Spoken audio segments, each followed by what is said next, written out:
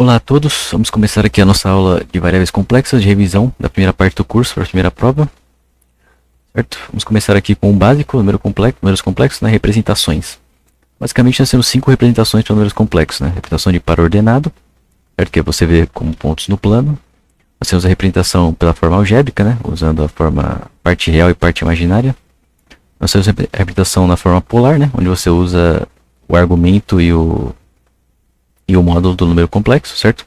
A forma polar simplificada, onde você usa a identidade de Euler para representar esse cosseno mais e seno, né?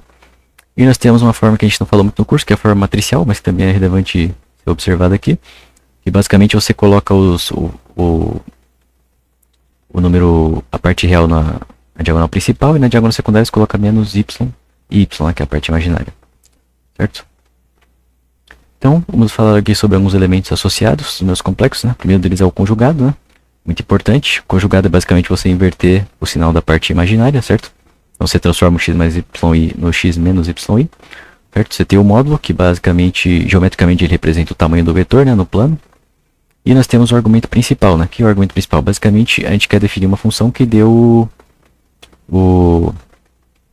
o ângulo do vetor, né? Só que a gente vai definir essa função de forma um pouco diferente do que a gente faz no círculo trigonométrico, né? No círculo trigonométrico clássico a gente faz a função de 0 a 2π, né? E aqui a gente quer uma função de menos π a π. Eu já vou explicar por que a gente quer isso, né?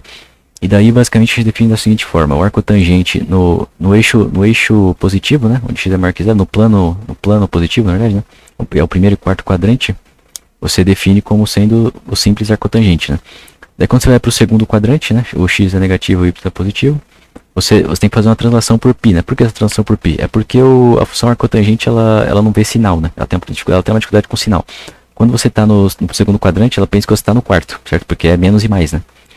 E daí a gente tem que fazer uma translação por π para voltar pro segundo quadrante, certo? Do quarto para o segundo, né? E no terceiro quadrante é a mesma coisa, né? Você está aqui no terceiro quadrante, né? X, y negativo. Ela acha que você está no primeiro. Daí você tem que fazer uma translação por π para voltar pro terceiro, certo? E daí você pergunta, por que aqui um é mais e um é menos, né? Se eu posso fazer a translação, eu poderia fazer qualquer sinal. Não. É porque você tem que fazer a translação e mantendo a função arg na imagem que a gente quer de menos π a π, né? Por que a gente quer essa imagem? Já vou explicar. E daí aqui em cima do eixo imaginário positivo e eixo imaginário negativo é π sobre 2 e menos π sobre 2, certo? Então, só falar um pouco sobre as operações antes, né? Basicamente a gente tem operações que eu defino como operações algébricas. Por que algébricas? Porque são operações mais fáceis de fazer na forma algébrica, né? Isso é uma soma, né? Você soma coordenada a coordenada. E subtração também, né? Subtrai coordenada a coordenada. O produto, você só faz o produto respeitando a regrinha, distribuindo e respeitando a regrinha do i ao quadrado igual a menos 1, né? E o quociente você divide pelo... Você multiplica em cima e embaixo pelo conjugado do denominador, certo? Então eu multipliquei em cima aqui, ó, o conjugado do denominador. E quando eu multiplico embaixo dá c ao quadrado mais d ao quadrado, que é o módulo desse número aqui ao quadrado, certo? E aí você tem operações que eu chamei de operações polares, por quê? Porque são operações 1000 vezes mais fáceis de ser executadas na forma polar, né? E são basicamente a potenciação e a radiciação, né? Dá pra fazer isso aqui na forma algébrica também? Dá, né? Mas é muito chato, né? Você vai lembrar lá do ensino fundamental que você tinha lá aquele exercício de produtos notáveis, né? Ah, faz o produto de A mais B ao cubo. O cubo já era chato, né? Agora imagina fazer um Z elevado a 30 aqui, por exemplo. Tem um exercício lá da lista, né? Ah, faz Z elevado a 30 aí. Você fazer na forma algébrica é um pesadelo, né? Agora, a forma polar é tranquilamente você faz elevando o módulo a n e multiplicando o argumento por n, certo? Isso aqui já é o primeiro exemplo da magia dos números complexos, né? Já apareceu bem cedo, né? A potenciação e a radiciação viram operações magníficas, né? A radiciação é outro exemplo, né? Nos números reais lá, se eu tirasse uma raiz enésima de um número real, eu nem sei se essa raiz enésima tem todas as raízes reais, certo? Pode ser que não tenha nenhuma, pode ser que tenha só algumas, né? Mas nos complexos você sabe que sempre vai ter n raízes e você calcula facilmente essas raízes, né? Tirando a raiz do módulo e o argumento você soma 2kπ e divide por n, certo? E daí você faz o k variar entre 0 a menos 1, a n menos 1. E você encontra facilmente todas as raízes complexas, né? Ah, beleza, uma maravilha.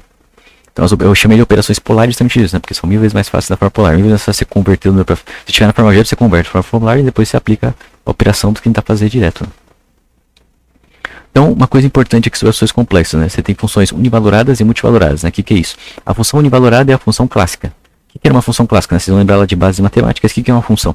Uma função é uma relação onde cada elemento do domínio tem que ter exatamente uma imagem. Ou seja, cada elemento do domínio o elemento domínio não pode ter 0 imagens, não pode ter mais que uma imagem, tem que ser exatamente uma. A função multivalorada, ela não é propriamente uma função. Por quê? Porque cada elemento é associado a um conjunto. Em geral vai ter infinitos valores, tá? Vai ter um elemento do domínio associado a infinitos valores do contradomínio. Certo? Então não é propriamente uma função, mas a gente chama de função multivalorada, né? Então vamos ver aqui os nossos exemplos básicos que a gente quer trabalhar. Primeiro a função conjugação, né? Vai de C para C e ela conjuga. A função parte real, né? Ou projeção real, vai de C para R. Ela pega o Z e projeta na coordenada X. Parte imaginária, ela pega o Z e projeta na coordenada Y. A função módulo, ela pega Z e leva no seu módulo, né, o comprimento do vetor. E aqui a coisa começa a ficar interessante, né? Argumento. Nosso primeiro exemplo de função multivalorada é o argumento. Olha só. O domínio dela é o que? C menos 0. O único valor que não tem argumento é o 0, né? Não tem como calcular um ângulo para ele. Mas olha o contradomínio. É PR. O que é esse PR? É o conjunto das partes dos números reais, né? Ou seja, o conjunto de todos os subconjuntos de R. Então, cada elemento Z eu estou pegando e estou jogando num conjunto de infinitos valores. Quais são esses valores? É o argumento principal, é o argumento lá que a gente calculou, né? É o argumento principal mais 2kπ com K sendo inteiro. Por que isso? Porque a gente pode dar uma volta no círculo complexo e ter o mesmo valor, né? Aquele mesmo ângulo lá que a gente vai ter. Por exemplo, 0 e 2π, 4π, etc. Todos eles vão, quando eu tirar um cosseno, seno, etc, vai ter o mesmo valor, né? Eles são ângulos congruentes ali. E daí, isso daqui é um problema, né? Porque isso não é uma função. A gente quer definir funções, né? A gente está trabalhando com funções. A gente está trabalhando no curso que é análise, né? A gente quer definir funções aqui. Se não for nenhuma função em primeiro lugar, não tem que fazer nada. Não tem o que a gente faz. A gente define um elemento único desse conjunto aqui, o elemento principal, né? Que a gente fala aí, daí a gente define a função argumento principal. Agora, observem que o contradomínio não é mais o PR, né? Agora é um número fixo, ó. É entre menos π fechado, né?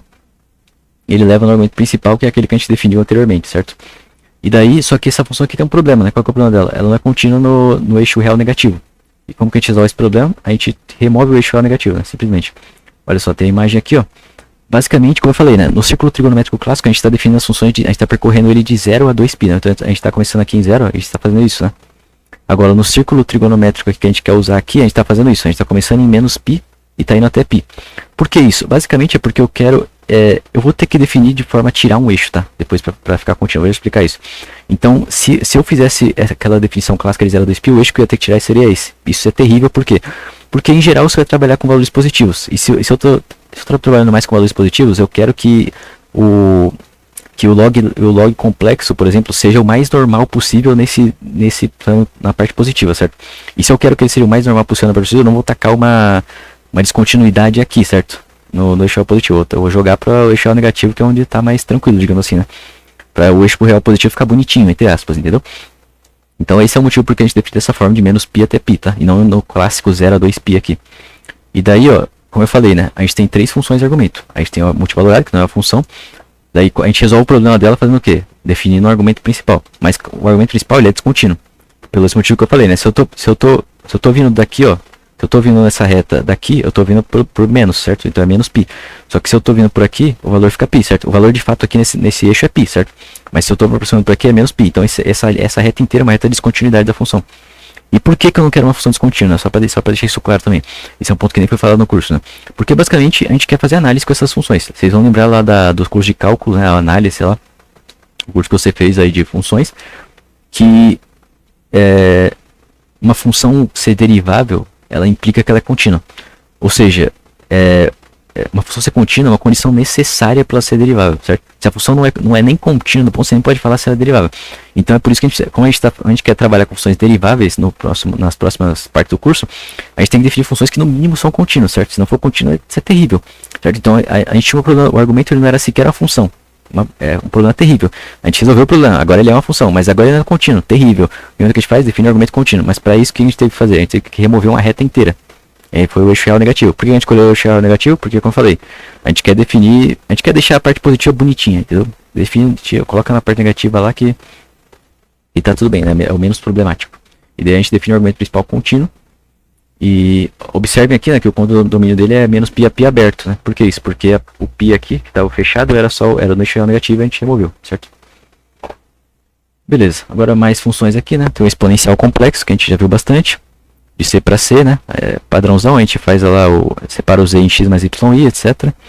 O logaritmo, ele tem o mesmo problema da função argumento. Por quê? Porque ele usa a função argumento, certo? Todas as funções que usam o argumento vão ter o mesmo problema do argumento. Você ter a versão multivalorada, a versão descontínua e a versão contínua, certo?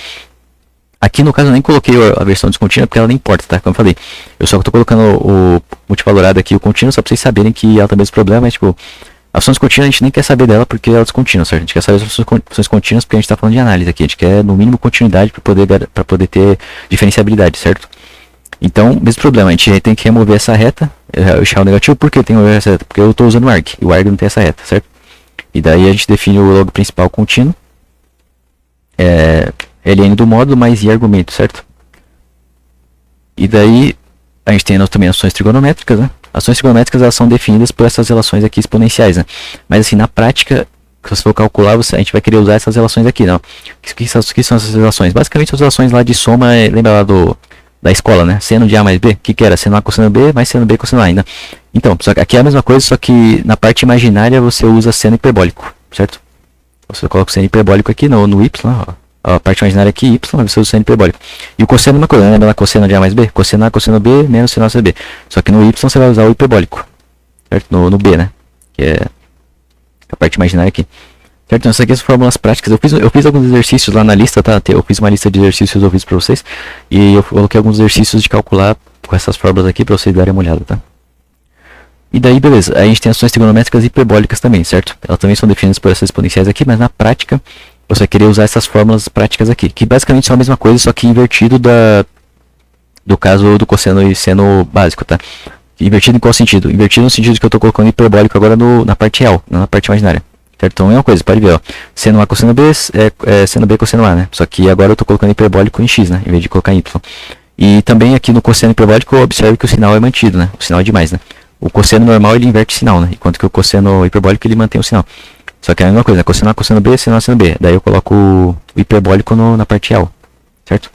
São formas práticas. Como eu falei, eu fiz exercícios resolvidos lá sobre isso na lista, se vocês quiserem dar uma olhada como que faz esse tipo de conta. Mas em geral a gente não vai fazer conta com isso aqui não, tá? A gente vai derivar, etc. A gente está na parte mais analítica aqui. E por fim a gente tem a potência complexa, né? O que é a potência complexa? A potência complexa é uma polêmica aqui, né? Porque assim, as pessoas vocês podem olhar para isso aqui e achar que isso aqui é uma coisa monstruosa, né? Mas na verdade não, tá? Você pode entender isso aqui sem precisar decorar nada, tá? Primeiro vocês precisam entender que a potência complexa ela tem o mesmo problema do argumento também, tá? Por quê? Porque ela usa o log e o log usa o argumento. Você vê, a gente criou meio que é um esquema de pirâmide aqui, né? O argumento tem um problema, daí ele passa olhando pro log, passa olhando e o log passa olhando pra potência, etc. Daí todos eles vão ter esse problema de ter a versão multivalorada, a versão univalorada descontínua e a versão univalorada contínua, certo? Aqui eu só coloquei a multivalorada e coloquei a univalorada contínua direta já, tá? Daí observe aqui também, né? Multivalorada, por quê? Porque eu estou usando log multivalorado, que eu uso argumento de multivalorado. Aqui a principal, estou usando log principal, que está usando argumento principal contínuo.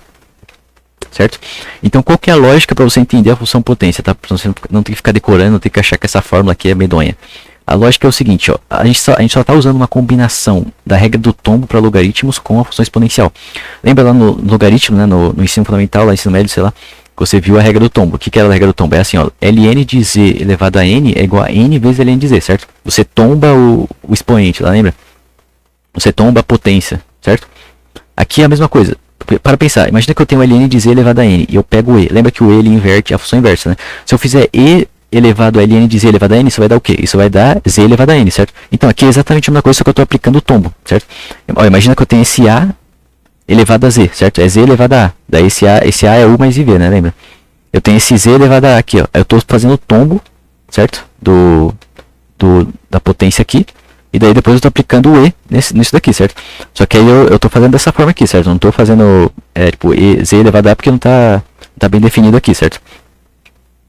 Mas você entendeu a lógica, né? A lógica é só a regra do tombo, é como se fosse a regra do tombo do logaritmo combinado com a inversa aqui da função do logaritmo, certo? Que é o exponencial, né? Então se você entender isso, você não precisa decorar nada, você vai fazer com essa forma extremamente fácil, olha só. Porque é u mais iv e aqui é ln de z, lembra? O que é ln de z? É ln do módulo mais i argumento, certo? Então, isso aqui é só a multiplicação, ó, a multiplicação dos dois, certo? O que vai dar a multiplicação dos dois? Vai ser u vezes o ln do módulo, tá aqui, ó, u vezes ln do módulo. Aí vai ser o u, continuando distributiva, né? U vezes o i argumento, tá aqui, ó. U vezes i argumento. Aí eu vou ter o iv vezes o ln de z, que tá aqui, ó. iv ln do módulo de z. E depois eu vou ter o iv vezes o argumento, tá aqui, Só que aí ficou menos por quê? Porque ficou I vezes I, né? Os dois eram I lá. Certo? Então é isso, é extremamente simples, tá? Não é bicho de 7 cabeças a potência não, tranquilo. Só se lembrar dessa, que é a regra do tombo combinada com a exponencial. E daí você aplica a distributiva aqui, tranquilo. Você calcula isso, tranquilo. E lembre-se também que é o que eu tô falando, né? Tem a multivalorada, contínua e descontínua. Mas a gente já tinha sempre usando a contínua e principal aqui porque a gente quer fazer análise, certo? Então, beleza, a gente terminou isso aqui. Por que a gente fez isso aqui, né? Só para explicar essa primeira parte do curso. Por que a gente fez isso aqui? Porque a gente quer definir um arsenal de funções elementares. Lembra lá que quando vocês fizeram os cursos lá de FUV, cálculo 1, análise, sei lá o que, a gente definia um arsenal de funções elementares, que a gente queria fazer análise com elas. São trigonométricas, exponenciais, logaritmos, a gente definia a mesma coisa para o caso complexo, certo? Daí a gente quer fazer análise com elas. Essas são as funções elementares aqui. E daí, justamente, vamos meter pau aqui na análise, certo? Primeiro, a gente vai definir ômega sempre como sendo um aberto conexo. Por que um aberto conexo? Basicamente porque a derivada complexa, a gente não pode calcular a derivada complexa num lugar que seja só... Que assim, quando você está em análise, por exemplo, em R2, você pode calcular uma derivada que ela só está numa direção, né? Por que isso? Porque pensa nesse limite aqui, vocês vão ver que esse limite é igual ao limite que você vê no cálculo normal, né? Mas esse limite aqui, na verdade, é extremamente diferente do caso complexo. Por quê? Porque aqui é um número complexo. Se aqui fosse um número real, no caso real, vocês concordam que o número real ele só tem poder geométrico, digamos assim, para escalar um vetor? Certo? Por exemplo, se eu pego um vetor no plano, certo? Por exemplo, pega o vetor 2, 1. Aí divide ele por número real. O que você está fazendo? Você está fazendo um scaling desse vetor, certo? Você está aumentando e diminuindo. Só que você nunca consegue, dividindo por número real, mudar a direção desse vetor, certo? Só que a mesma coisa não vale para o número complexo. O número complexo H, isso aqui é um número complexo, tá? O número complexo, ele tem capacidade geométrica, digamos assim, né? Para rotacionar o vetor. A gente viu isso na forma polar, né? Lembra na forma polar? Se eu dividir dois vetores na forma polar, o que é? Eu dividi os módulos e subtraí os argumentos, certo? Exatamente, eu subtraí os argumentos. O que significa isso? Que eu rodei o vetor. Ele não está na mesma direção que ele estava antes. Certo? Por esse fato, isso implica que a derivada complexa, por exemplo, ela não aceita perder direções, digamos assim, certo? Quando eu estou definindo a derivada num ponto, eu sempre defino ela num aberto. Eu não consigo definir ela só numa direção, entendeu? É por isso que a gente sempre está tomando aqui domínios, né? Que são abertos conexos. Então, porque eu tenho que... como essa derivada, como esse número complexo aqui está dividindo, ele tem poder geométrico assim, para girar para qualquer direção, eu não posso definir só no... Porque, por exemplo, se fosse no caso real, se eu fosse definir uma derivada em R2, eu poderia definir só dentro de um bordo, entendeu? Imagina que eu tenho um círculo unitário, eu estou definindo a derivada vindo só das direções dentro do bordo. Por que eu posso fazer isso? Porque as direções são independentes, como eu falei, né? O vetor real aqui, ó, o número real, né, ele só tem poder para escalar, não para mudar a direção. Então, se eu estou vindo de uma direção, ele mantém naquela direção. Mas o número complexo tem poder para mudar a direção. Então, não posso definir só num bordo, só de um lado, entendeu? Não posso definir só de um bordo, porque o número complexo pode girar pro outro lado. Entendeu? Então, por isso que a gente define no aberto conexo. Esses são detalhes, tá? Eu tô explicando detalhes aqui, só para vocês entenderem. Essa aula de revisão aqui vai ser para explicar os detalhezinhos, para vocês entenderem as nuances aqui da coisa e para fazer mais sentido, tá? Para deixar o estudo mais tranquilo aí. Então vou tentar explicar várias dessas nuances aqui dessa parte de derivados do curso agora, tá? E uma das nuances é essa, porque tem que definir um aberto, né? Em contraste com o R2, por exemplo, você poderia definir uma derivada interior de um círculo, por exemplo. No caso complexo não, tá? Por causa dessa questão das direções, certo? Então esse é um dos motivos geométricos aí que explica porque esse limite é muito mais... ele pode parecer igual ao limite real, mas ele é totalmente diferente, tá? Um dos exemplos está aqui, né? Condições de Cauchy-Riemann.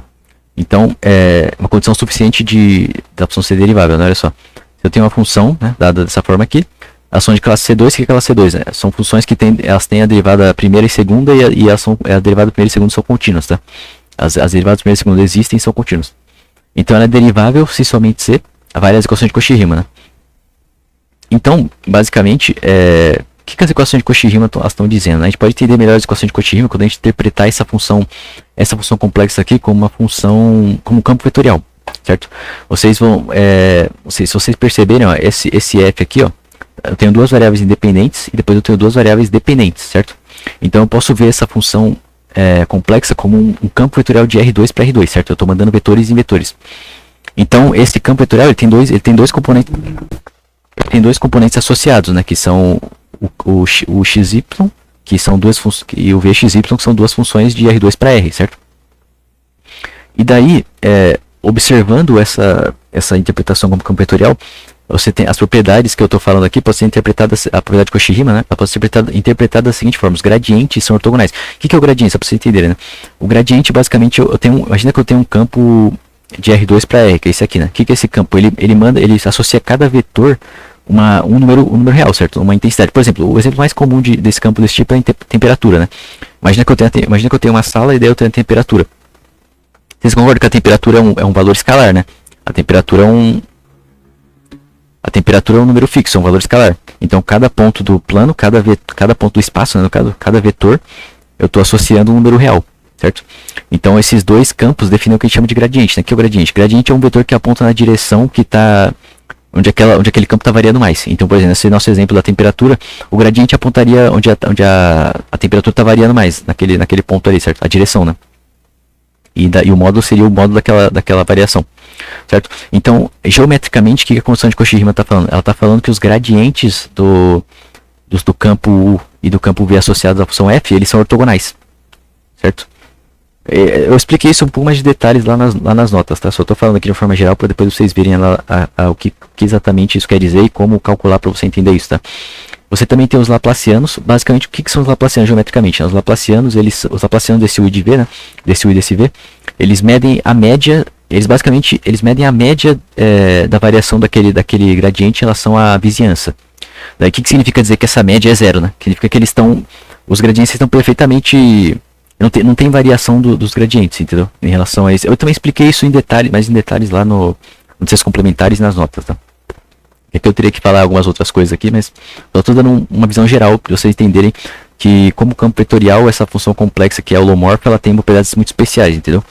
Basicamente, na física, ela define campos que tem rotacional zero e divergente a zero.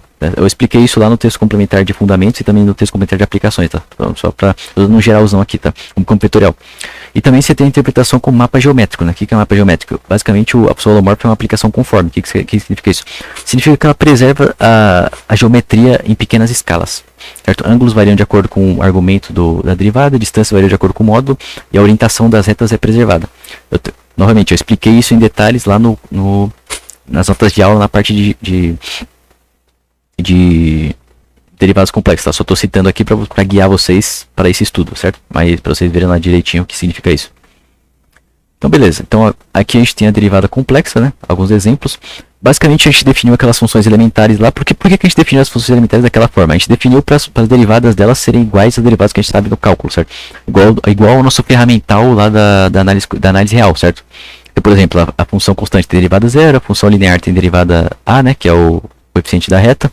A função elevada a z complexa tem a minha derivada, elevada a z. A log complexa tem a minha derivada, 1 sobre z. O seno, cosseno menos seno.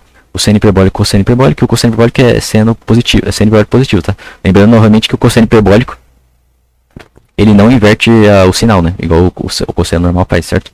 Então, basicamente, o que a gente tem aqui? A gente tem que o nosso arsenal de funções elementares complexas, eles são análogos ao caso real, beleza? Então, o que a gente quer fazer agora, né? Lembrando que eu falei que a gente está vendo uma função complexa como campo vetorial, certo? De R2 em R2.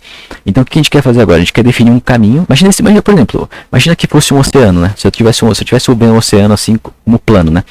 As correntes ali do oceano definem um campo vetorial, né? Todas as ondas estão empurrando, etc, etc. Imagina que eu quero fazer o seguinte, eu quero definir um caminho nesse oceano e eu quero ver qual é a ação das ondas, né? Quais a ação que as ondas estão produzindo nesse caminho, certo? Então, para fazer isso, o que a gente vai fazer? A gente vai definir as curvas, a gente vai definir curvas planas, certo? Que são esses caminhos que a gente vai querer construir. A gente vai querer curvas planas com 3 propriedades, basicamente. Elas são suaves, né? A derivada existe. Por que a gente quer que a derivada exista? Porque assim, a gente vai definir, por exemplo, se eu defino um círculo no plano, certo? Para eu saber como que ele está sofrendo a ação do campo vetorial, não basta eu saber que é um círculo. Eu tenho que saber como esse círculo está sendo percorrido, certo? Porque, por exemplo, imagina que eu estou percorrendo uma pista. Por exemplo, imagina que está ventando, certo? Está ventando você está aí percorrendo uma pista de corrida e está ventando. Está ventando em você. Você concorda que se você percorrer essa pista correndo 2 vezes mais rápido, eu correndo de uma velocidade x, depois correndo 2x, a ação que você vai sofrer do vento é diferente? Sim, né? Ou seja, o que isso quer dizer? Isso quer dizer que a forma que você percorre o caminho é tão relevante quanto o caminho em si. Às vezes é mais relevante, né? É por isso que as curvas planas a gente define como funções. As funções são formas de percorrer um caminho, não são caminhos. Por exemplo, se eu te desse o círculo unitário no plano complexo, eu posso percorrer esse círculo com velocidade 1 ou com velocidade 2, certo? E a forma como eu percorro vai mudar a forma como eu sou afetado por um campo vetorial nesse círculo, certo? Então é por isso que a gente quer que as curvas sejam suaves. As curvas sejam suaves, a derivada existe, né? Que a derivada é o vetor velocidade da curva, tá? Geometricamente. A gente quer que esse vetor velocidade exista, tá? Em primeiro lugar, é o básico, né? A gente quer que esse vetor velocidade seja não nulo, porque para evitar que a curva tenha bicos, basicamente, tá? A gente quer uma curva suave, né? Que ela é redondinha, digamos assim. E a gente quer que ela seja simples. O que significa isso? Quer dizer que ela não tem autointerseção. Por que isso? Porque, por exemplo, se eu te dou um plano, eu te dou o círculo no plano. Como eu falei, eu posso percorrer essa curva de várias formas. E se eu estiver percorrendo essa curva 10 vezes, se eu estiver percorrendo uma vez só, a imagem da curva é a mesma, certo? Vocês concordam?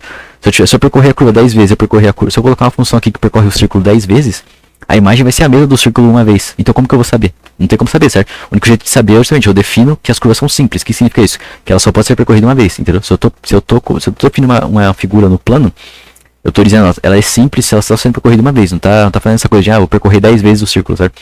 Porque isso mudaria também a integral.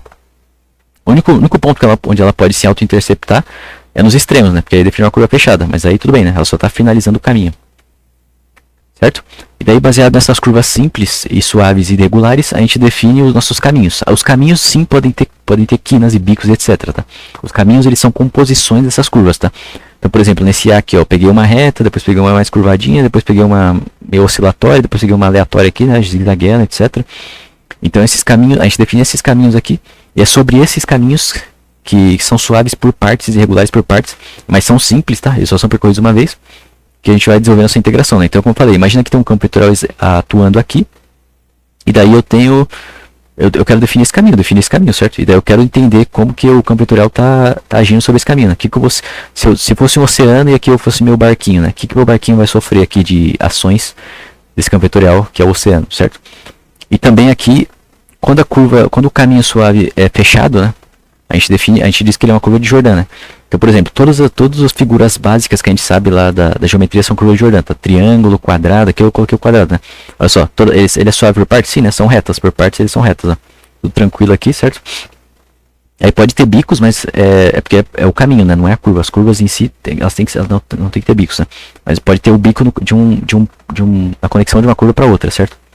E daí todas as figuras básicas lá que a gente vê na geometria são curvas de Jordan, tá? Triângulo, quadrado, círculo, etc. Em geral a gente vai usar círculo, tá? Então não precisa preocupar com curvas de Jordan muito bizarras não, mas a princípio elas existem, tá? Então, baseado nas curvas de Jordan, que são essas curvas, os caminhos suaves por partes fechados, né? A gente vai definir o domínio de Jordan. O que são o domínio de Jordan? São as regiões delimitadas por curvas de Jordan, certo? Então, por exemplo, se eu tenho uma única curva de Jordan, isso é um domínio simplesmente conexo. Todas as figuras básicas lá, né? O quadrado, ó, o círculo são domínios simplesmente conexos, né? Porque ele só tem uma curva de Jordan, pode ver, só essa aqui, né? Se tiver mais que uma curva de Jordan, significa o quê? Significa que ele tem buracos, certo? Olha esses buracos, ó. Esse aqui são duas curvas de Jordan, então o domínio 2 é 2 conexos, certo? Ele tem um buraco. Esse daqui tem 3 buracos, ó. Ele tem 4 curvas de Jordan, 3 interiores e uma no exterior. Esse aqui só tem uma, né? Apesar de não parecer, né? Esse aqui é um estranho. Esse aqui já é aquele caso mais estranho que eu falei que eles podem ser, né? Mas não se preocupa muito com esse aqui não, que a gente vai usar tanto. Esse aqui também é simplesmente conexo, né? Só tem uma curva, que é a estrelinha, ó.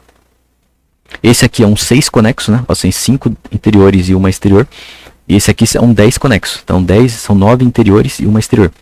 Então assim, e o domínio de Jordan, ele tem uma propriedade que é a seguinte. As curvas elas têm que estar orientadas. O que é orientadas? É a direção do vetor que o vetor tangente está percorrendo, o vetor velocidade lá que eu falei, né? Ela tem que estar sendo percorrida sempre para deixar o domínio à esquerda, certo? Então isso significa basicamente que a curva mais exterior ela sempre vai estar no sentido anti-horário. O sentido anti-horário é o que a gente chama de orientação positiva, tá? E as curvas interiores elas sempre vão estar no sentido horário. Isso é uma coisa fundamental aqui, tá? Porque a gente vai ter que usar esse teorema de Cauchy para obter o sinal certo lá na integral, tá? Então, lembre-se disso. A curva exterior é basicamente... Lembre-se o seguinte, a curva mais externa está no sentido anti-horário, que é o sentido positivo. E as curvas interiores elas estão no sentido horário, que é o sentido negativo, certo? E daí, ó, integradinha, eu começar, né? Como eu falei, aqui tem uma representação do que a gente está falando até agora, né? Imagina que isso aqui é um campo vetorial, pode ser um oceano aí, etc. Ó, tá girando um vórtice aqui, ó. E daí a gente define um caminho suave, certo? Tô percorrendo aqui, ó, meu caminhozinho.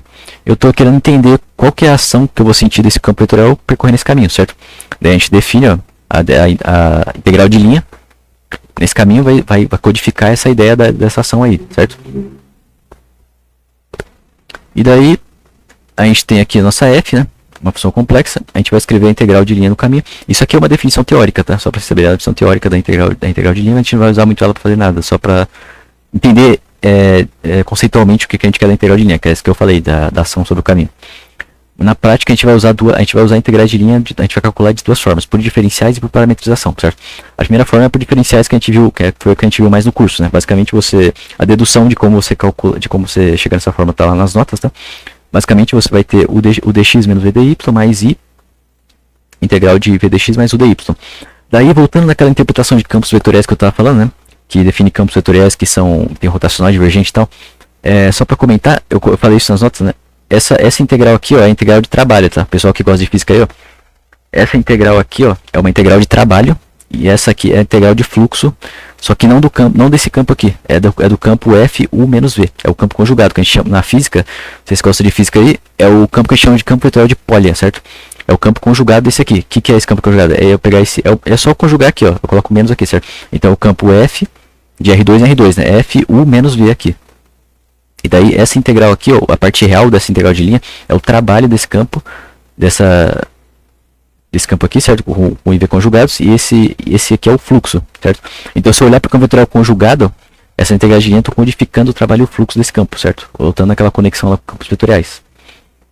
Beleza? E daí também a gente tem definição por parametrização, né? Definindo a parametrização para o caminho, certo? Com uma curva, né? Que a gente estava falando lá. Por partes, né? Dependendo se for uma curva só ou por partes, você vai ter que definir a parametrização. E daí depois somar usando as propriedades, né? Que a gente vai falar daqui a pouco. Uma forma equivalente de fazer integral de linha com parametrização, que é essa forma aqui. Eu coloquei vários exercícios, eu não vou explicar especificamente como calcular, tá? Porque eu coloquei vários exercícios, como eu falei, eu só estou guiando vocês para o estudo, tá? Esse texto aqui. Vocês vão ver lá nas notas que eu fiz exercícios resolvidos tanto resolvendo por diferenciais quanto por parametrização, tá? Pra vocês entenderem a diferença. Basicamente é igual aquela questão que a gente tá falando, que o número complexo é a forma algébrica e a forma polar, tá? Qual que é a diferença aqui, né? A diferença é que alguma é mais útil em alguns casos e outra é mais útil em outros, pra calcular mesmo. Certo? Porque dependendo da simetria, né? Se esse problema tiver uma boa simetria cartesiana, por exemplo, é bom você fazer com diferenciais. E se tiver uma boa simetria polar, é bom você fazer com parametrização, por exemplo. Certo? Alguns exemplos específicos, vai ser melhor você calcular parametrização, outros por diferenciais. Depende lá. Eu coloquei tanto na lista quanto na lista 2, né, tem um exercício lá que você calcular integrais de linha. Tem alguns itens que é mais fácil por diferencial, alguns itens é mais fácil por parametrização. Deixa a critério de vocês, para vocês adquirirem essa expertise aí de ver qual que é melhor em cada caso, tá? É igual a questão da forma polar e da forma algébrica lá de, às vezes, quando você vai fazer uma operação, você quer fazer na forma polar ou na forma algébrica, decida, né? Certo? Daí a integral de linha tem 4 propriedades muito importantes que a gente precisa saber. A primeira delas é a linearidade, né? A linearidade é o básico. Se eu tenho a integral de duas funções somando, eu quero separar em duas integrais, cada uma é uma função, certo? E também se eu tenho um termo constante em z, né? Aqui é um termo constante em z, eu quero saber que eu posso tirar ele da integral, né? Eu tiro ele da integral e multiplico pela integral sem o termo, certo? Daí aqui a gente tem a aditividade, essa propriedade central também, né? Esse mais aqui, só para deixar claro, esse mais aqui é a soma de duas curvas, tá? Por exemplo, tem que ser duas curvas onde o final de uma é o começo da outra, né? É igual aqueles caminhos que a gente está definindo, né? Você tem o caminho lá que você tem uma reta e você quer conectar com uma parábola, sei lá. Aí o final de uma é o início da outra, você faz essa soma aqui, é a união das duas. E você quer saber que você calcular a integral no caminho total é igual a soma de cada caminho, certo? Individual. Esse aqui é essencial, tá? Inversão de orientação. Lembra lá que eu falei, tem a orientação anti-horária, que é o positivo, e tem a horária, que é a negativa. A gente define o menos, tá? Se eu definir a curva gama como sendo orientada no sentido anti-horário, então o menos vai ser o sentido horário, e vice-versa, né? Se eu definir ela no sentido horário, o menos vai ser o sentido anti-horário. É a orientação reversa, e daí a inversão de orientação implica uma inversão de sinal, certo? Se eu percorrer a curva no sentido horário, é igual a integral de linha vai ser menos eu percorrer ela no sentido anti-horário, certo? E vice-versa. E aqui a gente tem também a desigualdade de ML, que é usado em várias demonstrações, né? A gente usa basicamente para fazer um majorante aqui para a integral de linha, né? Que é esse majorante? É eu pegar o máximo valor que a função atinge nesse caminho e depois multiplicar pelo complemento do caminho, certo? Então vamos lá, vamos começar com nossos teoremas aqui para resolver integrais, né? Teorema de Cauchy para domínios simplesmente conexos. Lembrando que os domínios simplesmente conexos, ele é formado por uma única curva de Jordan, certo? Então, por exemplo, aqui eu coloquei um exemplo bem básico, né? Qual que é a curva de Jordan? É simplesmente é o círculo aqui, certo? O domínio simplesmente conexo está dentro aqui, é o cinza. Lembrando que ele é aberto, tá? Então não inclui a curva em si. Certo? Então a gente tem domínio simplesmente conexo e f é uma função holomorfa nesse domínio, certo? E daí eu tenho gama, uma curva de Jordan contida no domínio, essa verdinha aqui. Então eu sei que a integral de linha vai zerar. Por que essa integral de linha vai zerar? Vocês vão entender melhor a lógica disso aqui zerar quando vocês entenderem mais cálculo vetorial. Eu coloquei uma demonstração lá Nos textos complementares e na resolvida eu coloquei a demonstração que usa o teorema de Green, que a gente chama. É um teorema de cálculo vetorial que basicamente traduz a integral de linha como uma integral do rotacional dentro dessa região aqui, certo? E daí basicamente essa integral zero, porque esse rotacional, quando a função é holomorfa, ele é nulo. Lembra lá que eu falei anteriormente, quando você vê a função holomorfa como campo vetorial, o rotacional ele define um campo vetorial irrotacional, né? O rotacional é nulo. Daí quando você usa o teorema de Green, você transforma essa integral de linha numa integral de área dentro dessa região aqui do rotacional, só que como o rotacional é nulo, certo? Então, como o campo é perfeito, digamos assim, né? Então acaba que essa integral vai dar zero. Então, para que a gente precisa saber o teorema de Cauchy? Só para saber o caso mais básico de integração, né? Se a função é holomorfa, a integral acabou, né? Acabou a graça aqui, já tá com zero e não precisa calcular nada. Inclusive tem vários exercícios que são meio pegadinhas, né? Tipo assim, faz um exercício pegadinha, você faz uma integral, aí você coloca uma função bizarra aqui, só que a função é holomorfa, né? Aí você fala pro cara, calcula essa integral dessa função bizarra. O cara vai olhar assim, nossa, a função é bizarra, mas ela é analítica, então a integral dá zero, não precisa nem calcular. É a clássica pegadinha de teorema de Cauchy, né? Aí beleza, daí a gente pode expandir o teorema de Cauchy para domínios n conexos, né? Por que isso? Porque isso aqui vai ajudar a gente a calcular integrais que são relevantes, né? Que basicamente são integrais que quando a gente tem singularidades dentro do domínio, certo? Então, por exemplo, imagina que eu tenho um campo vetorial e eu tenho duas singularidades nesse campo, certo? Aquele campo vetorial é definido pela função. Então a função não é holomorfa em todo o seu domínio, certo? Então o que eu vou fazer? Eu vou definir o seguinte domínio de Jordan. Tem dois, tá? Observe que tem esse domínio de Jordan, esse primeiro aqui é o ômega. O ômega é o quê? O ômega é o domínio de Jordan dos pontos que estão entre as curvas roxas e a curva verde, certo? Então ele é esse interior aqui, ó. Certo? Ele é esse interior aqui. E daí você tem o domínio de Jordan ômega mais, que é o todo cinza, tá? Ele contém, pode ver que o ômega mais ele contém o ômega, certo? Daí qual que é a diferença dos dois, né? Vamos entender aqui, ó. Você tem um domínio de Jordan n conexo, que é o ômega, lembrando, né? E daí você tem f holomorfa no domínio ômega mais. Ômega mais contém o ômega e o bordo. Por que isso? Por que eu tenho que definir esse ômega mais? Porque basicamente é aquela questão que eu falei anteriormente sobre a derivada complexa, né? Eu preciso definir um domínio onde a curva esteja contida em forma interior, entendeu? Pode ver aqui nesse... Porque aqui nesse teorema de Cauchy eu não precisei fazer esse domínio ômega mais, porque é o seguinte, aqui é um aberto, certo? Se esse conjunto aqui é aberto e essa curva está contida, ela já está... O interior, eu já tenho um interior aqui em torno dessa curva que está contida no ômega, certo? Então não preciso definir. Mas aqui não, aqui se eu definisse só o domínio ômega, pode ver que o interior dessa curva, eu não poderia fazer uma aproximação aqui, certo? Por quê? Porque o interior da curva não estaria definido. O domínio o domínio é só essa parte aqui, certo? Entre a curva roxa, a parte de fora da curva roxa e a parte de dentro da curva verde. Então eu quero um domínio que contenha a curva verde, a curva roxa dos dois lados, entendeu? E a curva verde também. Entendeu? Eu preciso conter as curvas para eu fazer a integral de linha dos dois lados. Não pode ser só de um lado, porque tem aquele problema que eu falei das direções. Lembra que eu falei das direções? Eu não posso definir a derivada lá só por dentro. Eu tenho que estar dos dois lados, porque o número complexo ele pode poder girar para todas as direções. Não é igual a derivada real, tá? Se fosse uma derivada real, eu até poderia definir, tá? Eu poderia definir uma derivada só dentro aqui, ó. Eu tô vindo só por direções de dentro do bordo aqui, ó. Mas na derivada complexa isso não funciona por causa daquela questão da rotação dos vetores que eu falei, certo? Então por isso que a gente tem que definir esse ômega mais. Isso é um detalhe sutil da matéria, tá? Pra vocês. Eu falei, né? Que essa revisão vai pegar detalhes sutis aqui para você entender. Só para você ter uma integral de linha bem definida ali, certo? No caso complexo. E daí a gente tem que se você tem esse domínio ômega mais que contém esse domínio ômega, né? Então a integral nesse domínio ômega, ela vai no bordo desse domínio ômega, ela vai zerar, certo? O bordo desse domínio ômega é essa curva, e essa curva e essa curva. Então por que esse teorema é extraordinário, né? Porque esse teorema vai ser a primeira base para a gente começar a resolver integrais de forma muito simplificada. Então, por exemplo, imagina a situação que eu falei, né? Você tem dois campos, você tem duas singularidades, certo? As singularidades estão nesse vermelhinho aqui, ó. Daí eu circulei essas singularidades por uma curva e por outra curva para definir um domínio onde a função é holomorfa, certo? Que é esse domínio aqui. E daí eu tenho o ômega mais para poder ter um domínio onde você cobre essas curvas de forma interior, certo? Coloca elas no interior. E daí, ó, como eu tenho esse resultado, como eu sei que a integral no bordo vai dar zero, eu posso quebrar, pelas probabilidades da integral, né, ó, eu posso quebrar essa integral no bordo como três integrais.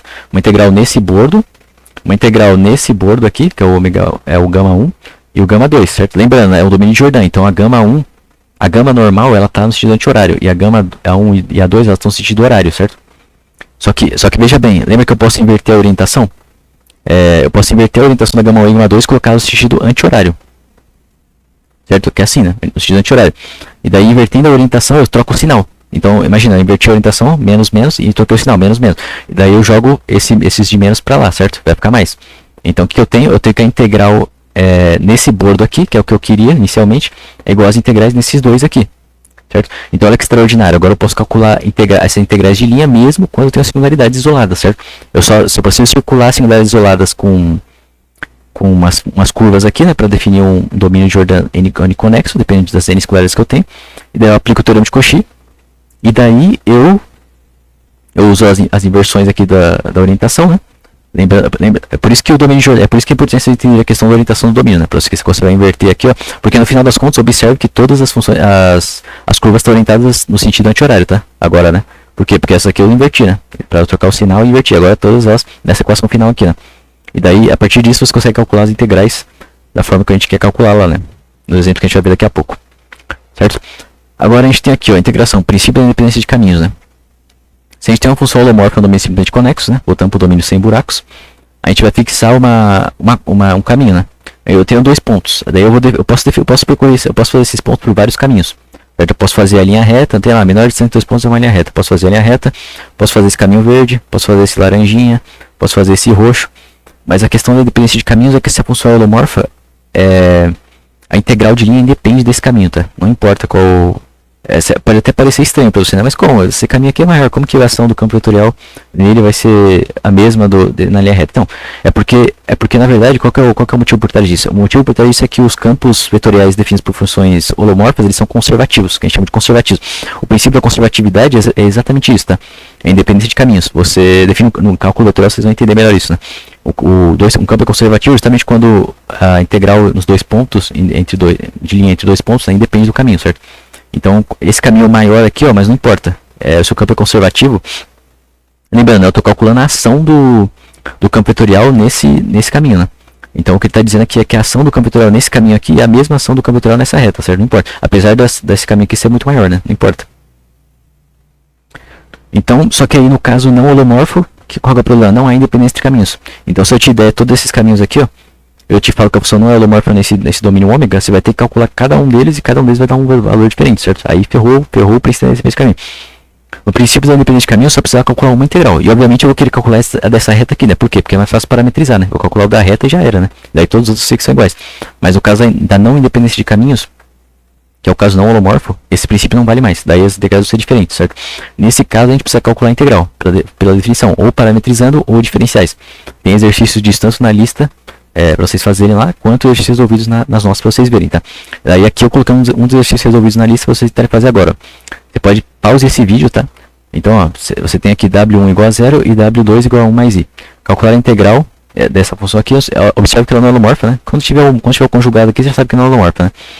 Nos seguintes casos, segmento de reta, na parábola e no caminho poligonal, que é basicamente isso aqui, né? O segmento de reta, o poligonal e uma parábola que vai assim, né? E tente pausar o vídeo aí e calcular isso aqui. Pode fazer tanto por diferenciais quanto por parametrização, tá? Fica a seu critério e veja aí. Bom exercício para você ver qual que você acha que é mais fácil, qual que você tem a dificuldade de fazer, etc. Pode fazer dos dois para comparar também, legal, tá? Então, tente pausar o vídeo e fazer esse exercício, tá? Daí, beleza. Continuando aqui, né, a gente tem mais um conceito importante que são as fórmulas de Cauchy, certo?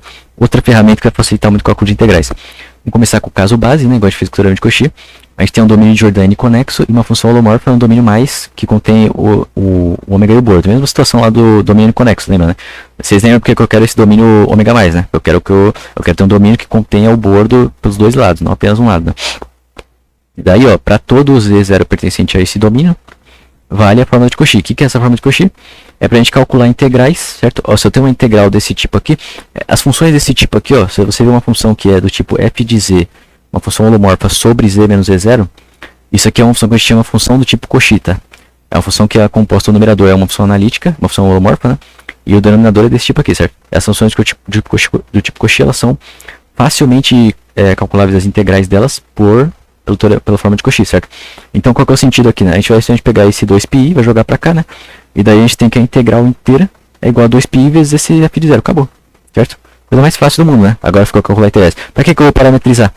Lembra lá no que a gente falou de parametrizar diferenciais? Pra que parametrizar diferenciais se eu posso só calcular f no ponto z0, certo? Então, ó, um exemplo categórico aqui, ó.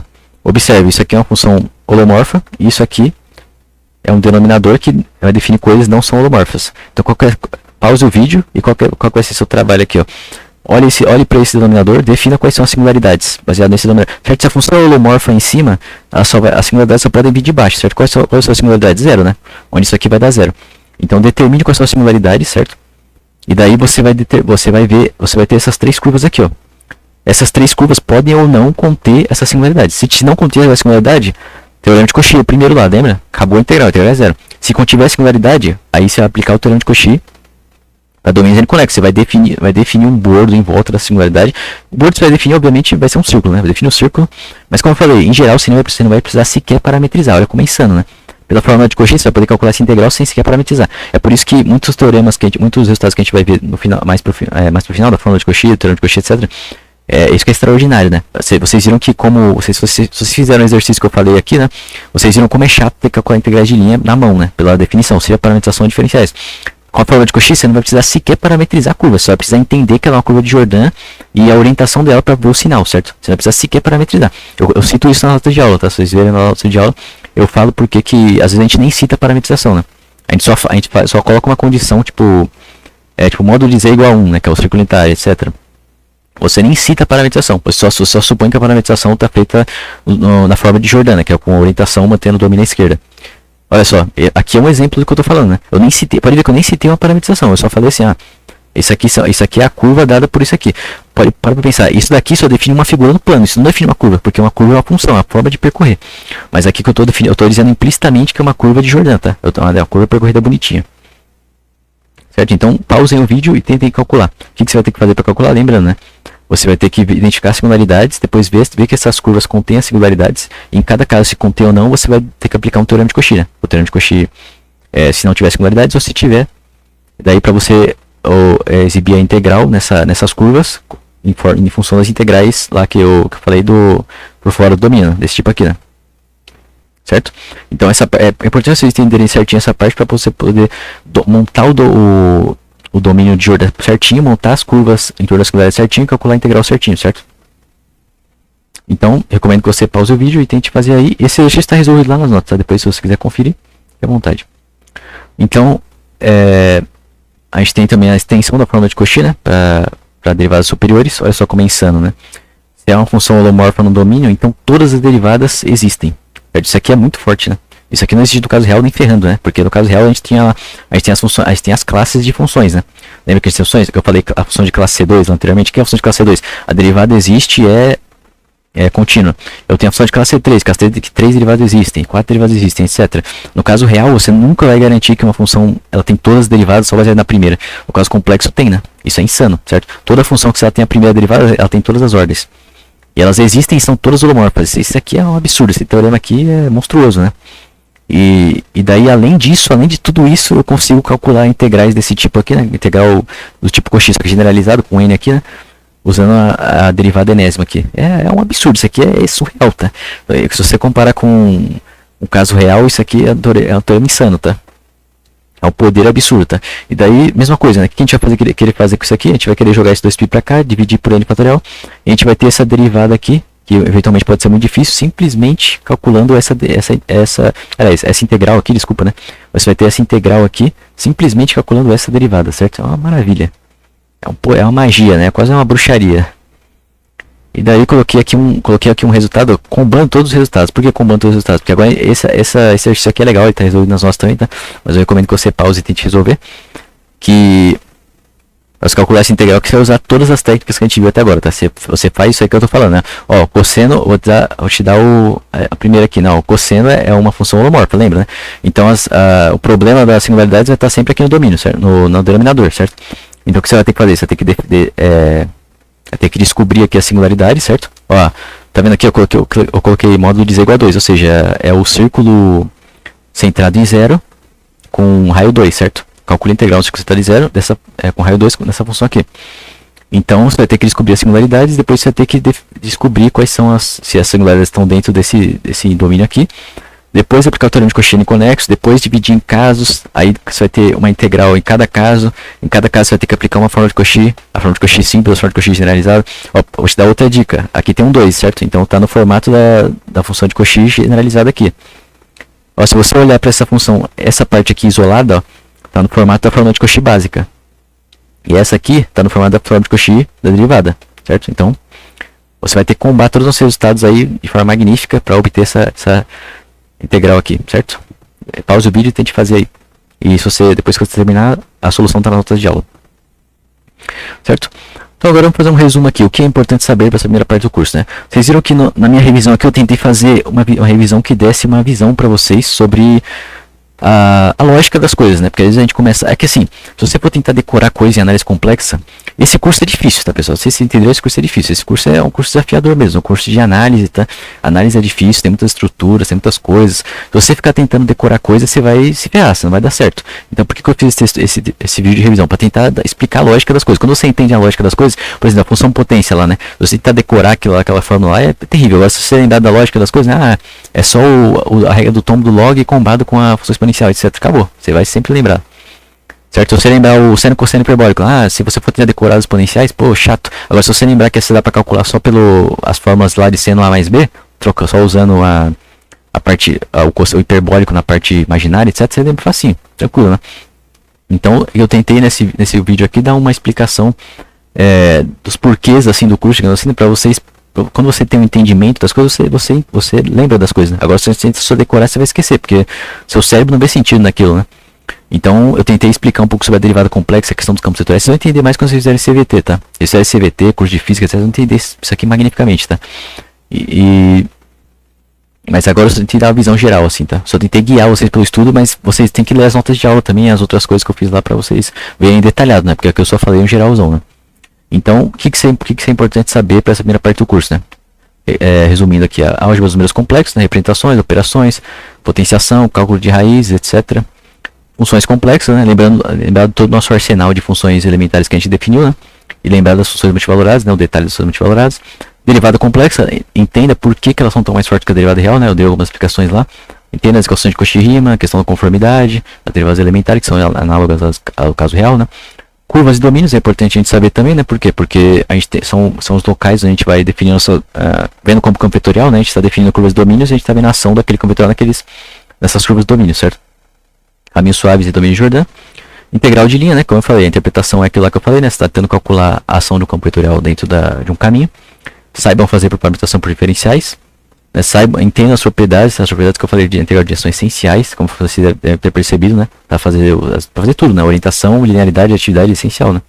Pode ver que para montar certinho a integral e obter o resultado, você tem que usar todas as propriedades, né? Tem que inverter a orientação para jogar o menos, virar mais, etc. E o cálculo da integral em caminhos suaves, né? Quando a função for não holomorfa, e a aplicação dos teoremas de Cauchy, né? Para domínio simplesmente conexo, né? Caso básico, né? Que dá zero, domínio n conexo para montar quando tiver singularidades. A fórmula de Cauchy, né? Para calcular aquelas integrais depois que você montar o domínio certinho, etc. Certo? Então é basicamente esses fundamentos aí que vocês precisam ter na primeira parte do curso para ter um entendimento e para fazer a primeira prova legal. Certo? Agora eu só vou comentar aqui brevemente um pouco sobre os conteúdos aqui do site, né? Basicamente eu me esforcei ao máximo aí para dar todos os fundamentos para vocês terem as ferramentas aí para ir bem no curso, tá? Então eu fiz as notas de aula, né? Tentei fazer com bastante comentários, etc. Aqui eu terminei a lista de exercícios resolvidos, tá?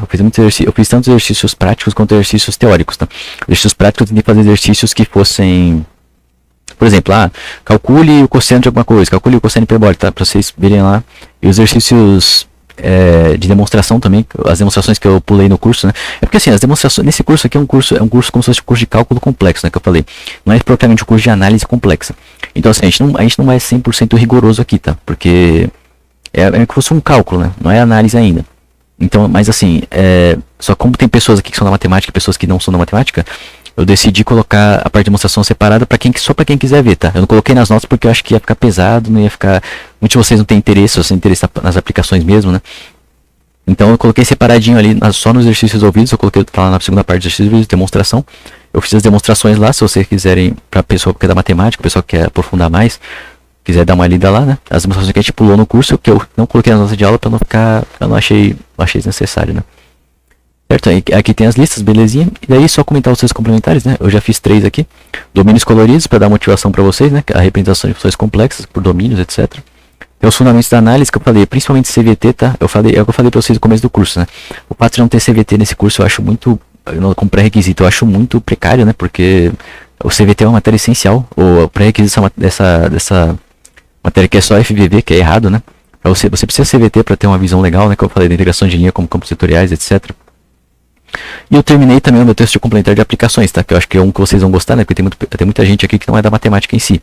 Aí eu fiz um texto complementar aqui falando de aplicações dos complexos, né? Na engenharia mecânica, só para vocês entenderem, né? Vocês que não são da matemática pura, vocês precisam de motivação, né? Motivação que venha de coisas práticas mesmo, né? Eu coloquei motivação na engenharia mecânica, coloquei uns livros aqui também para vocês lerem, né? Fluid Dynamics, etc. Coloquei aplicações na engenharia elétrica, coloquei aplicações na computação, né? Tem uns caras aí da computação.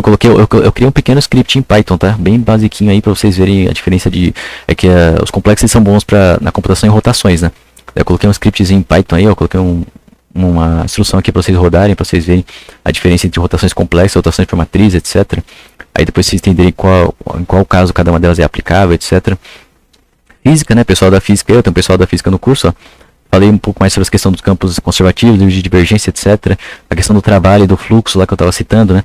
Eu falei sobre física teórica também, física moderna, né? Porque os complexos, eles são a base completa da física moderna, tá? Sem os complexos é impossível você definir coloquei aqui, sem os meus complexos, a física moderna simplesmente colapsa. Porque é impossível. Olha só, a equação de Schrödinger já usa o Schrödinger, né? Não sei como você fala. Já usa a unidade imaginária.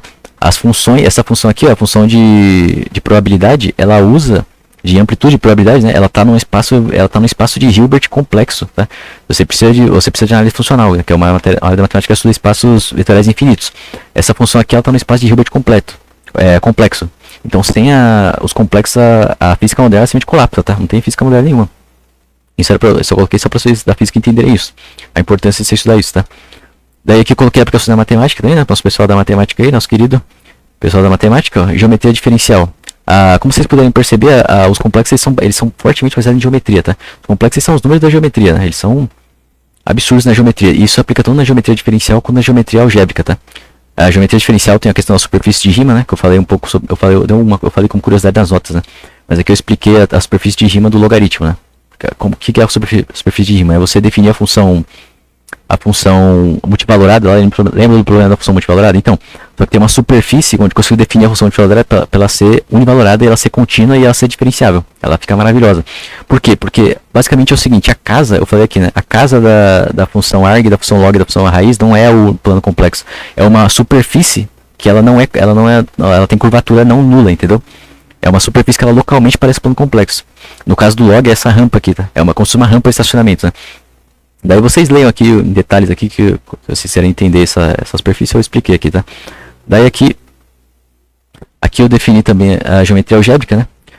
A geometria algébrica, os complexos são essenciais também, porque eu sou um corpo algebricamente fechado, né? Você tem superfícies absurdas, você pode definir com polinômios, né? E daí você tem que fazer geometria algébrica neles, né?